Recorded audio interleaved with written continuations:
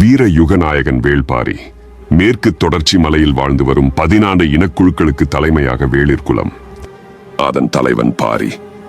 அந்த காலகட்டத்தில் மூவேந்தர்கள் சமவெளியில் ஆட்சி செய்கிறார்கள். வேளிர் குலத்தின் வசம் உள்ள தேவவாக்கு விலங்கை மூவேந்தர்களில் ஒருவனான குலசேகர பாண்டியன் அடைய நினைக்கிறான். அதில் அவனது துறைமுகம் தீக்கிரையாகிறது. இதனால் சேர சோழ மன்னர்களையும் தன்னோடு இணைத்துக் கொண்டு பரம்பு மலையை முற்றுகையிடுகிறான் பாண்டியன். பாரியை மலையை விட்டு கீழே வரச் செய்ய பாரியின் நண்பனான நீலனையும் பிடித்து வைக்கிறான். பாரிக்கு எதிராக மூவேந்தர்களும் நடத்தும் இந்த போரில் வெற்றி பெற்றவர்கள் யார் என்பதுதான் இறுதி அத்தியாயங்களில் சொல்லப்படுகிறது. தமிழ்நாட்டின் வாழ்வாதார சிக்கல்களை அந்த காலகட்ட மனிதர்களும் மன்னர்களும் எப்படி எதிர்கொண்டார்கள் என்பதை வேள்பாரியிலிருந்து கற்றுக்கொள்ள முடியும்.